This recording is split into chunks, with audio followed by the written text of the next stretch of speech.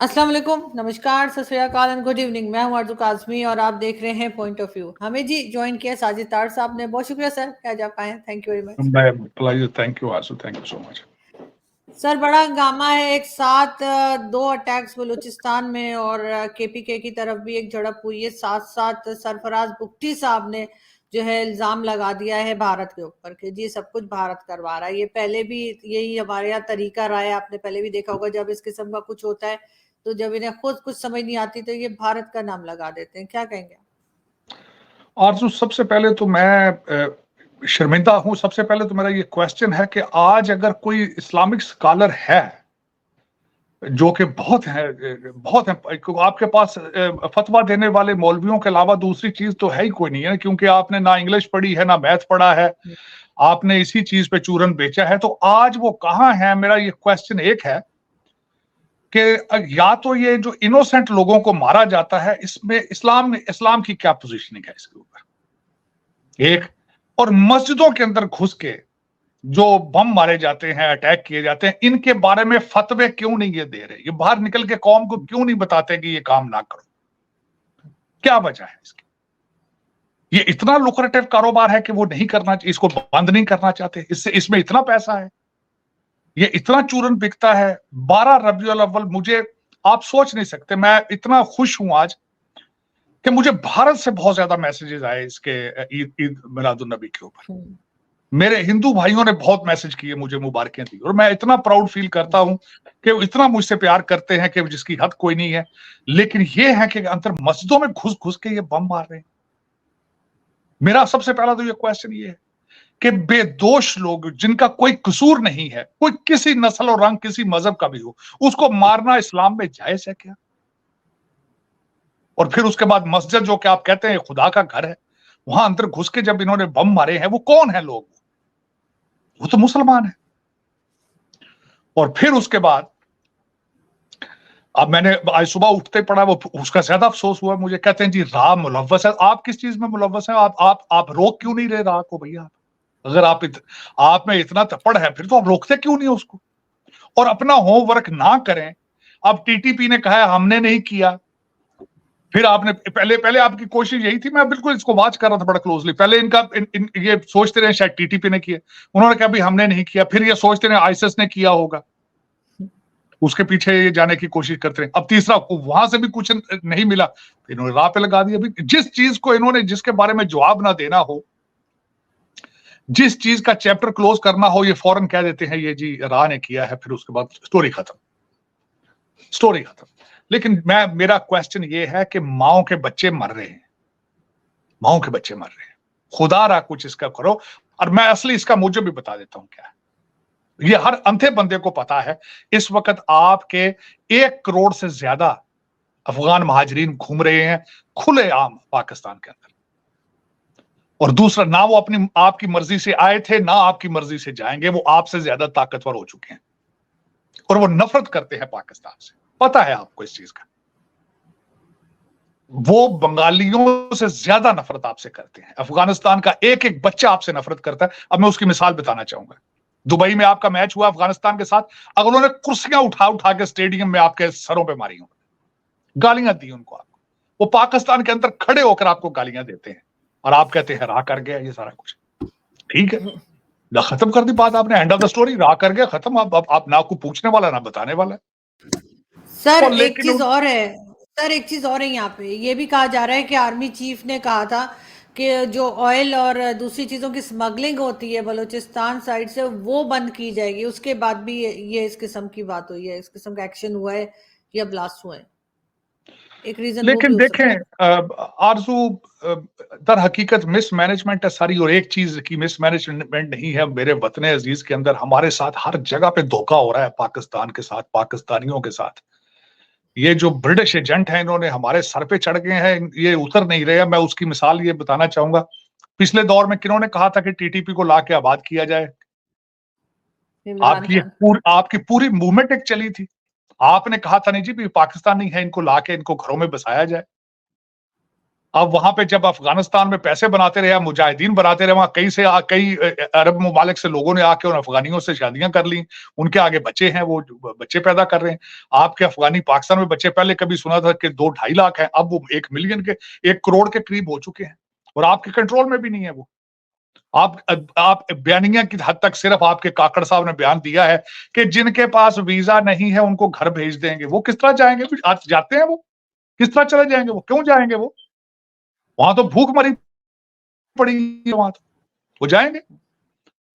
लेकिन ये कि इसका करना हो तो आप फर्क हबीब को जाके ग्वादर से भी पकड़ लेते हैं, विल हो, और इस पे आपको विल दिखानी होगी। माओ के बच्चे मर रहे हैं। और दूसरा, इकॉनमी अगर ठीक करनी है तो जब तक ये बमों से आप जान नहीं छुड़ाएंगे, इकॉनमी ठीक नहीं होगी। हजूर, इसमें अर्ज ये है, जहां इस तरह के हालात होते हैं वहां से पैसा भाग जाता है। कारोबारी लोग सबसे पहले अपना बोरा बिस्तरी बंद करते हैं, भाग जाते हैं, भाग जाते हैं।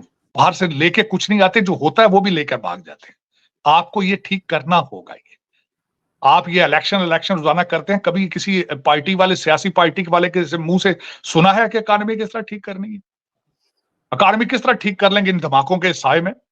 और दूसरा, मैं आपको ये बात बताना चाहूंगा, कोई आज सवाल मुझे ये बताए, आपने अभी तलवे चाट के आईएमएफ वालों से पैसे लिए, तलवे चाट के, फिर आपने वो अपने एमएनएस को दे दिए। अमीरुल मोमिनीन साहब भी जाती दफा अपने एमएनएस को पैसे देकर गए। फिर उसके बाद ये पिछली 16 साल की जो 16 महीनों वाली गवर्नमेंट थी, फिर इन्होंने आईएमएफ के पैसे लेकर इन्होंने अपने एमएनएस में बांटे तरक्याती मंसूबों के चक्कर में। सबसे बड़ा जुल्म जो नजर आ रहा है, मुझे ये बताएं, हमारे प्राइम मिनिस्टर साहब जब निकले वहां से बच्चों को साथ लेकर सरकारी खर्चे पर, 3 मुल्कों में गए हैं, 3 मुल्कों में, हासिल क्या हुआ उससे? उनको इजाजत किसने दी थी कि 3 मुल्कों में बच्चों को लेकर घूमते रहे? और ये मेरी इंफॉर्मेशन नहीं है, ये मुझे भी इंफॉर्मेशन ये मिली है कहीं से, मीडिया से सुना है। एफल टावर के ऊपर जाके रिवॉल्विंग रेस्टोरेंट में वहां उन्होंने खाना खाया बच्चों के साथ, बिल फ्रांस की पाकिस्तान एम्बेसी ने दिया है।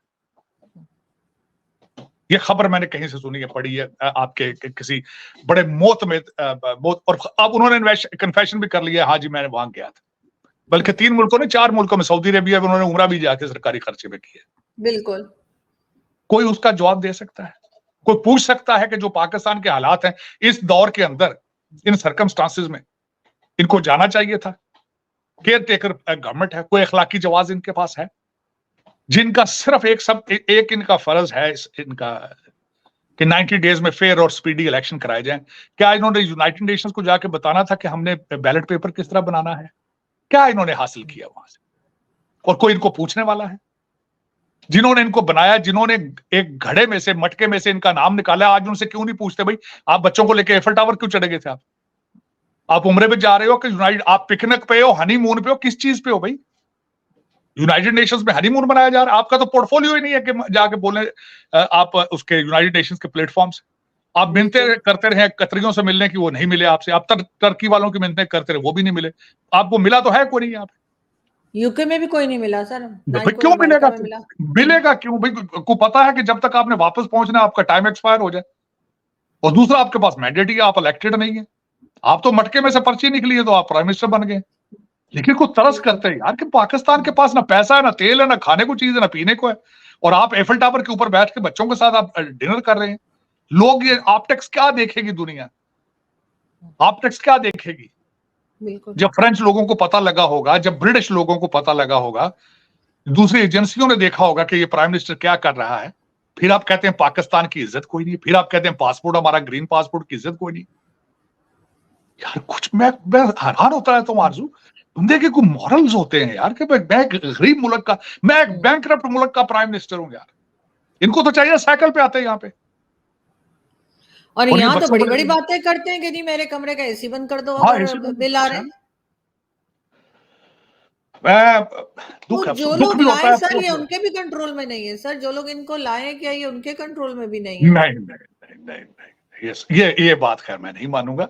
उनके कंट्रोल में तो हर कुछ है। उनके कंट्रोल तो उसमें तो पाकिस्तान के ऊपर से चिड़िया भी उनसे पूछ के पर मारती है, ये नहीं मानती है। मैं इससे डिसएग्री करूंगा। 7 लाख स्ट्रॉन्ग है, ऐसी बात नहीं है। तैयारे हैं, तोपे हैं उनके पास, गने हैं उनके पास। आप कैसी बातें करते हैं? जो काम करने को डॉलर आ नहीं रहा नीचे, आप कहती हैं उनसे भी स्ट्रॉन्ग है। डॉलर से स्ट्रॉन्ग क्या होना पाकिस्तान में? नीचे नहीं आ रहा। उन्होंने कहा था 250 के करीब लाना है, पर मार के दिखाए डॉलर वहां पे। करना हो तो कर लेते हैं, लेकिन क्या बात, मैं यही तो मेरा अलमिया है, यही तो मेरा अलमिया है कि जो करने वाली चीजें क्यों नहीं करते, पाकिस्तान बचाने वाली चीजें क्यों नहीं कर रहे, इनकी स्पीड क्यों स्लो है, ये कहता हूं। हमारे जनरल आसिम मुनीर साहब लगे हैं, अभी तक मैं मायूस नहीं हूं उनसे, ना उम्मीद नहीं हूं, ना ही मैं काजी फायज ऐसा से अभी तक मायूस हूं, लेकिन स्पीड स्लो है, इनकी स्पीड स्लो है। और खास कर ये जो बच्चा, ये जो आपने वजीर आजम रखा है, ये इससे पूछे तो भाईजान कि क्या किया आपने, ये क्यों किया यार आपने। लोग पूछ रहे हैं, 25 करोड़ लोग पूछ रहे हैं यार, ये हनीमून था, ये क्या था, ये कहां गए थे। यूनाइटेड नेशन जनरल असेंबली में आपको पुतिन नहीं आए वहां पे, मोदी नहीं आए वहां पे, ऋषि सोनक नहीं आए वहां पे, इनका जाना कौन सा जरूरी था भाई वहां। क्या कितनी मुसीबत पड़ गई थी, उन्होंने कहा प्राइम मिनिस्टर ऑफ पाकिस्तान लाजमी आए भाई, हम मिस कर रहे हैं इनको, ये बहुत हैंडसम जेंटलमैन आया है और इंग्लिश बहुत अच्छी बोलता है, इनको लाया जाए, ये स्पीच करें, इनसे हम नई चीजें सीखना चाहते हैं। किसने कहा था ये इनको। लेकिन और सर मीडिया को इंटरव्यूज दे रहे हैं और इंटरव्यूज में बता रहे हैं कि मैं एस्टेब्लिशमेंट का आदमी, साफ बता रहे हैं। नहीं, साफ क्या बताना है, कभी कह देते हैं हम चाइना के इजराइल हैं, कभी कह देते हैं वो जी इमरान खान के बगैर इलेक्शन होगा तो कोई नहीं है, कभी उसके बाद ये हो जाएगा, पता नहीं क्यों, मेरे तो वो समझ से बाहर है। आज वो हमारे बलोचिस्तान के भाईजान है, उन्होंने कह दिया ये रा इसमें मुलव्वस है, तो भाई आप रोक लेते हैं ना रा को, अगर आपके पास इतनी क्लियर इन्फॉर्मेशन है हर चीज की, तो रोकते क्यों नहीं इन चीजों को। कह रहे थे हमें सब पता है, तो पता है तो रोकते, अब पता है तो रोकते, फिर इनको पता है तो ये सबको पता है, ये कौन सी नई बात है। और सबको पता है कि आप सीरियस नहीं है किसी चीज में भी, और ये सिर्फ एक धमाका हुआ है, पूरे पाकिस्तान को अब डिबोने के चक्कर में डूब चुका है, बल्कि बैंकरप्सी से अगली स्टेज पर जा चुके हैं। लेकिन अफसोस के साथ है, मैं क्या कहूं इसका, कि इसमें जो सबसे बड़ी बात ये थी कि जो हमारे वजीर आजम साहब जो खास कर जो कुछ आजकल कर रहे हैं, मेरा मकसद सिलसिला ये ठीक नहीं है, पाकिस्तान की गुडविल के लिए ठीक नहीं है। और मेरे ख्याल में इसका नोटिस लेना चाहिए इदारों को, या किसी न किसी को, अगर कोई जवाबदेह हैं ये, और जो सरकारी खर्चों को ये दूसरी दुनिया के लिए कहते कौम कुर्बानी दे, कौम तो मर चुकी वैसे ही।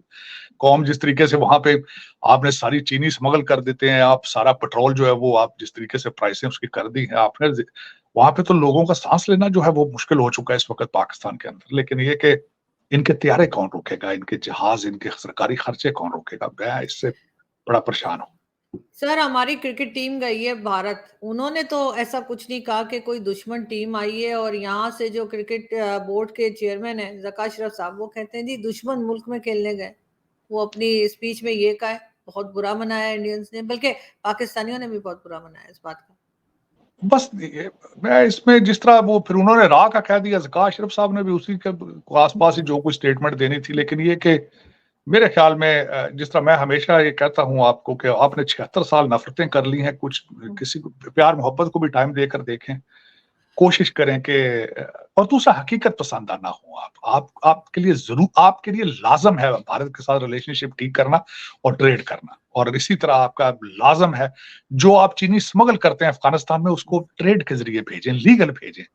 जो सीमेंट खादें आप स्मगल करते हैं, यही तो वजह है, क्योंकि स्मगलिंग में हर पाकिस्तानी इन्वॉल्व है। स्मगलिंग में पैसा बनता है बहुत ज्यादा, लेकिन कौम का भला नहीं होता। यही आप चाहते हैं कि चीजें इलीगल तरीके से स्मगल होती रहें, लीगल ट्रेड ना करें, यही तो वजह है मेरे ख्याल में। तभी तो मैं हमेशा ये चीखता हूं, आरजू के मुल्की मुफाद में फैसले नहीं करते, और वो नहीं कर पाएंगे जो पाकिस्तानी नहीं है। इस वक्त आपको चलाने वाले पाकिस्तानी नहीं है, सारे ब्रिटिशर हैं, लंदन माइंड सेट है उनका, बाहर के पढ़े लिखे लोग हैं, ऑक्सफोर्ड और हार्वर्ड के पढ़े हैं। आपको लोकल तालीम याफ्ता लोग चाहिए जिनके बच्चे और जीना मरना पाकिस्तान के अंदर हो, और वही पाकिस्तान बचा पाएंगे। यही आपकी ट्रेजेडी है मेरे ख्याल में।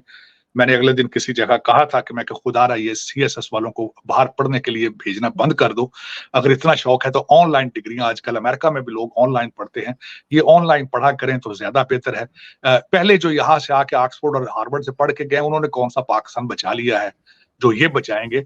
होता क्या है, जब यहाँ आते हैं बच्चे यहीं छोड़ जाते हैं, मकानों पे निशानियां ले जाते हैं और फिर जाके पाकिस्तान में रिश्वत लेते हैं और पाँव में नहीं लेते, डॉलरों और पाउंडों में लेते हैं। फिर ये जुल्म है, इसको जुल्म को बंद करें प्लीज खुदारा, क्योंकि आप इस काबिल नहीं है, क्योंकि आप आते हैं यहाँ पे ऑक्सफोर्ड से हार्वर्ड से मनी लॉन्ड्रिंग सीखते हैं, आप वहां से कोई चीजें आप नहीं सीखते। और कोशिश करें कि आप बल्कि सबसे पहले एक प्रोग्राम शुरू करें स्कूलों कॉलेजों में और सीएसएस कि इनको बताया जाए कि पाकिस्तान से प्यार किस तरह करना है। ये कोर्स एक कोर्स ऐसा क्रिएट करें, how to love Pakistan, how to love Pakistan. तो वो बल्कि मैंने आपको बताया था, मैं इस पे यहाँ पे काम कर रहा हूँ कि जितने बड़े कॉलेजेस स्कूल्स हैं इनसे मिलूं, इनको लेटर लिखूं कि खुदारा ये जो हमारे लुटेरे आते हैं पाकिस्तान से आपके इंस्टीट्यूशंस में पढ़ने, जाने से पहले इनसे हल्फिया बयान पे साइन कराया करें कि मुल्क को नहीं लूटना जाके।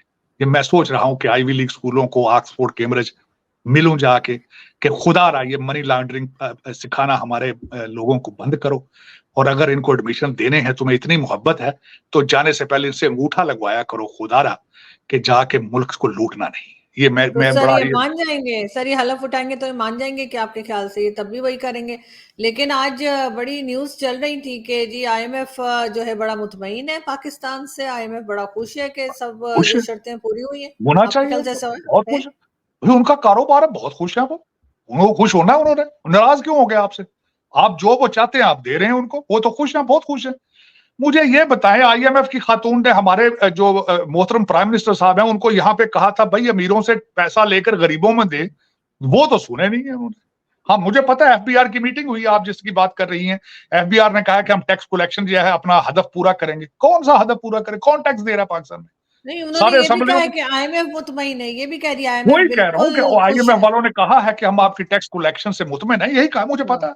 आज ये एफबीआर के साथ उनकी मेरा ऑनलाइन मीटिंग थी, आपको उनका था सारा सिलसिला, रिपोर्टें बताई हैं कि हम अपना टैक्स कलेक्शन पूरी करेंगे। अगली किस्त भी तो लेनी है ना, अगली किस्त भी तो लेनी है, उसकी तैयारियां कर रहे हैं, शॉपिंग नहीं कर रहे। लंदन में कई प्रोजेक्ट फंसे हैं हमारे अफसरों के, कईयों के घरों के बयाने दे रखे हैं इन्होंने, वो किस्त किस तरह देंगे? वो अगली पेमेंटें देनी है घरों में, टोरंटो में और या लंदन में। भाई मुझे बताए आईएमएफ का कोई बंदा जो पैसे जो देते हैं पाकिस्तान, वो पाकिस्तान पहुंचते हैं? बताएं मुझे ये। पाकिस्तान तो पहुंचते ही नहीं है, वो तो लंदन से टोरंटो के लिए लेते हैं आईएमएफ का खर्च जो है।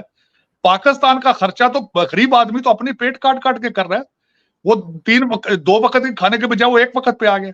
वो बच्चे की ट्यूशन फीस देता है, बिजली कट जाती है, बिजली का बिल देता है तो दूध वाले का बिल खत्म हो जाता है। वो तो खुद चल रहे हैं पाकिस्तान में। तो ये आईएमएफ का ये तो तड़का है अफसरों के लिए, ये बोनस है, ये बोनस पॉइंट है। आईएमएफ के खर्चे, सऊदी अरेबिया से लोन ले लिया, यूएई से, ये तो दुबई और लंदन के लिए होता है सारा कुछ। तो चले, लेकिन ये कि जब तक ये आरजू, जब तक अकाउंटेबिलिटी क्रॉस द बोर्ड नहीं होगी, 10,000 लोगों का ईसीएल में नाम नहीं होगा, जब तक आपको 100-150 बंदे को पकड़ के 50-50 साल की सजा जेलों में नहीं देंगे, क्रॉस द बोर्ड, सिर्फ सियासतदान नहीं है, ब्यूरोक्रेट। एक मैं हमेशा ये बताना चाहूंगा आपको आरजू, करप्शन कभी भी एक बंदा अकेला नहीं कर सकता, सियासतदान के साथ ब्यूरोक्रेट शामिल होता है उसमें। अकेला ब्यूरोक्रेट नहीं कर सकता, साथ सियासतदान भी उसके शामिल होता है। आपका हर डिपार्टमेंट एक दूसरे के साथ उन्होंने शादियां कर रखी हैं।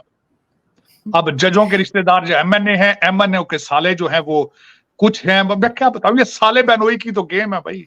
अब साला बहनोई को अपने जीजा जी को पकड़ेगा, कैसे पकड़ेगा? वो तो कहते जीजा जी। सर इसमें एजेंसीज और फौज भी शामिल है, इसमें एजेंसीज और सब शामिल है इस हमाम। भाई इस हमाम में कच्छा तो पहना ही नहीं किसी ने, सब नंगे हैं इस हमाम में, तो सभी नंगे हैं ना, सभी नंगे। तो सबके बच्चे जब लंदन में हैं, सबके बच्चे टोरंटो में हैं, तो वो सब नंगे हैं, सबके खर्चे डॉलरों में हैं, ये तो पता है उनको, सबको पता है। सर मैं लास्ट में आपसे भी पूछना चाहूंगी कि डॉक्टर जयशंकर ने भी विजिट किया है यूएस का, उनके विजिट को आप कैसे देखते हैं? उनके विजिट का मैं बता रहा हूँ, डॉक्टर जयशंकर का उन्होंने, एक तो मैं ये बताना चाहूंगा कि डॉक्टर जयशंकर के लिए वॉशिंगटन डीसी क्या है। एक तो वो यहाँ डीसीएम, डिप्टी चीफ मिशनर रह के जा चुके हैं इंडियन एम्बेसी के अंदर, फिर यहाँ पे एम्बेसडर रहे हैं। मेरी काफी मुलाकात उनके साथ रही, डॉक्टर जयशंकर साहब के साथ, जब वो एम्बेसडर थे, यहाँ पे डीसीएम थे। अब इस टाउन में जब इतना अरसा बंदा रहा हो, उनकी बीवी जापानीज है और उनका सोशल सर्कल, अगले दिन उन्होंने 2 चीज, मैं तो खैर आपको सबसे पहले बताना चाहूंगा आरजू, मैं पब्लिक स्पीकिंग का बहुत बड़ा फैन हूं। मैं सोचता हूं कि ये लफ्ज किस तरह पिक किए गए, लफ्जों को फिर मैं डाइसेक्ट करता हूं, मतलब सब निकालने की कोशिश करता हूं। उन्होंने जो स्पीच दी यूनाइटेड नेशंस में, उसको मैंने डाइसेक्ट किया, मैंने सारे उसका देखे मत। फिर उनकी मीटिंग थी, उनकी 2 मीटिंग्स हुई हैं टोनी बिल्किन के साथ और उसके बाद जैक सुलिवन के साथ। ये 2 तीसरी ट्रेड मिनिस्टर है, ट्रेड रिप्रेजेंटेटिव हैं, उनके साथ भी। ये तो 3 जो बड़ी मीटिंग्स थी। वहां से निकले बाद फिर उन्होंने हडसन इंस्टीट्यूट में उन्होंने सवाल जवाब किए। अपने यूनाइटेड नेशन जनरल असेंबली की तकरीर से पहले उन्होंने foreign affair council on foreign affair वहां पे सवाल जवाब किए। तो मैं ये सारी चीजें उनकी सुनता रहा। जिस तरीके से उन्होंने बार बार एक तो उन्होंने जो उनकी अचीवमेंट है पिछले साल की, अगर देखा जाए तो भारत की पिछले साल 2 साल की अचीवमेंट्स अनबिलीवेबल हैं। I2 U2 के हवाले से, ब्रिक्स के हवाले से, उसके बाद G20 के हवाले से, ये सिग्निफिकेंस और जिस तरीके से उन्होंने एक्सप्लेन किया कि Bharat has become a first responder, दुनिया में जहां को आफत आती है सबसे पहले वहां जाता है।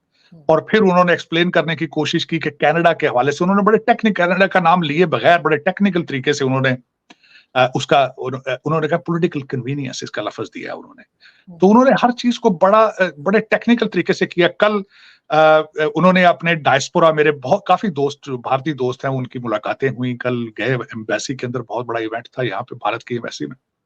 और मैं समझता हूँ कि इस वक्त भारत जो है is touching the peak of their diplomatic success. और उसमें एक चीज नहीं है, ये सारा टीम वर्क होता है। यहाँ पे हमारे जो भारतीय एम्बेसडर हैं तरनजीत संधू साहब, he has a very close relationship with doctor Jaishankar and all of his team attach with the Modi साहब। तो ये एक ऊपर से ट्रिकल डाउन जो जिस तरीके से कहा जाता है, और नेशनलिज्म होता है, लोग अपने मुल्क से मोहब्बत करते हैं। मैं देखता रहता हूं, ये परफॉर्मेंस बेस्ड लोग हैं, ये परफॉर्मेंस इनकी देखी जाती है, क्या परफॉर्म कर रहे हैं। इनके दौरों को आपको शायद याद होगा, डॉक्टर जयशंकर साहब ने कहा था कि मैं जहाज में सोता हूं, दिन मैं होटल में भी नहीं रहता, जहाज में सोता हूं, दिन को मुल्कों में जाता हूं। वो एफल टावर के ऊपर सरकारी खर्चे पे जाके वो रिवॉल्विंग रेस्टोरेंट में खाना नहीं खाते हो, तब मुल्क, तब कौमें बनती हैं। तो फिर ये मैं तभी तो कहता हूं खुदारा कि हमारे उनको चाय वाला ऊपर ले गया, कोई पकौड़े वाला, समोसे वाला हमारी किस्मत में भी आए जो हमारी मुकद्दर बदल दे। हमारे तो ये हार्वर्ड ग्रेजुएट हैं भाई, अंग्रेजियां बोलते हैं बस, और कुछ नहीं बोलते। तो बस अगर मैं बात करूं तो फिर बुरा मनाते हैं। मैं कहता हूं मॉडल वो देखो यार, मॉडल मोदी जी पाकिस्तान तो नहीं आ सकते। मैं किस तरह कह रहा हूं, मुझ पे कभी कहते हैं ये राह का एजेंट है, मुझे कहते हैं ये राह का एजेंट। भाई मैं अगर कहूं कि मोदी जी का मॉडल पाकिस्तान में ले आओ, नेशनलिस्ट बन जाओ, पाकिस्तानी बन जाओ, तो ये राह का एजेंट कहेगा तुम्हें? कौन क्यों कहेगा? मैं तो ये लोग यही कहते हैं, अगर आप कोई भी ढंग की बात करेंगे तो फिर यहाँ पे यही कहा जाता है। मुझे भी कहते रहते हैं और आपके लिए भी लिखते रहते हैं। मैं कहता हूं आरजू, अगर आप कहें धोनी अच्छा कैप्टन है, अच्छा खिलाड़ी, ये भारतीय इराक एजेंट, और यार वो तो स्पोर्ट्समैन है, अगर वो बॉलिंग अच्छी बैटिंग करता है, अगर उसकी तारीफ करना as a sportsman, as a sports, इतनी नफरतें डाल दी ज़हन में। मैं कई दफा हैरान होता है, खुदा आपने इतनी नफरत की है भारत के साथ, इंडिया के साथ, हिंदुइज्म के साथ, सिखिज्म के साथ, आपने अपने दिमाग की खिड़कियां, दरवाजे ही बंद कर दिए। इनको खोलो खुदारा। मजहब एक प्राइवेट मैटर है हर इंसान का, हर एक दूसरे मजाहिब की इज्जत करना सीखो। मैं ये कहता हूँ इकट्ठे मिलजुल के रहना सीखो। सर आज जो क्रिकेट टीम गई है पाकिस्तान के, उसके जो कैप्टन है बाबर आजम, उन्होंने पिक्चर अपनी लगाई है गणेश जी की मूर्ति के साथ, वो बैठे हैं उधर। जो सोशल मीडिया पे उस बेचारे को गालियां पड़ी हैं बेशुमार कि क्यों बैठे हो वहां पे। लेकिन आरजू मुझे ये बताएं, आप गणेश जी की कह रहे हैं तस्वीर के साथ उनका पीछे मस्जिदों में बम मार रहे हैं, वो वहां तो नहीं ना, उसका बताइए क्या जस्टिफिकेशन है उसकी? आप किसी हाल में तो राजी नहीं है। आप शिया सुन्नी पे नहीं छोड़ रहे एक दूसरे को, आप सुन्नी वहाबी पे नहीं छोड़ रहे एक दूसरे को। गणेश जी तो बहुत बहुत बड़ा दिल गुर्दा होना। जिस तरह मैं यहाँ पे मैं मुझे पिछले दिनों मैंने कहा, मैं यार मैं तो अपने जो हिंदू दोस्तों के साथ उनके मंदिर जाता हूँ, अपने सिख दोस्तों के साथ गुरुद्वारे जाता हूँ, चर्चों में जाता हूँ क्रिश्चियंस के साथ, और मेरा फेथ इतना कमजोर नहीं कि वहां जाने से मेरा फेथ कमजोर हो जाएगा। तो मुझे लोगों ने इतना नफरत का निशाना बनाया कि आप सोच नहीं सकते। मुझे किसी ने कहा, मैंने जब कहा, उन्होंने कहा कभी जो तुम ये आके पाकिस्तान में कह सकते हो कि मैं मंदिरों में जाता हूँ, गुरुद्वारों में जाता हूँ? मैंने कहा तुम्हारी इतनी छोटी सोचें हैं कि तुम मंदिर में जाने से तुम्हारा मजहब जो है कमजोर हो जाएगा? कैसी बात? मैं दोस्त है मेरे, मैं उनकी खुशियों में शरीक होता हूं, क्या हर्ज है इसमें भाई? यही तो प्रॉब्लम है कि आपको पता नहीं है, क्योंकि आपने सारे हिंदू और सिख यहां से निकाल दिए।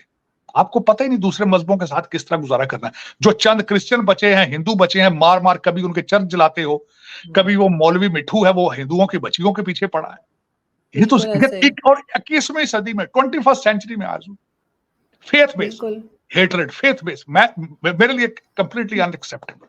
मैं प्यार और मोहब्बत में बिलीव करता हूं और दुनिया का हर मजहब यही प्रचार कर रहा है कि एक दूसरे से प्यार करो, मोहब्बत करो। अगर नहीं कर सकते हो तो इसको मजहब को ना ब्लेम करो, इसमें तुम आपकी अपनी गलती है। बिल्कुल ऐसे है। लेकिन यहाँ पे जो जहालत फैली हुई है वो कम होती हुई दिखाई नहीं देती। मुझे नहीं बिल्कुल। लगता है कभी भी सुधरेंगे। बहुत शुक्रिया सर कि आपने आज बाय बाय। ज्वाइन किया। Thank thank you you so so much, बहुत शुक्रिया। मच।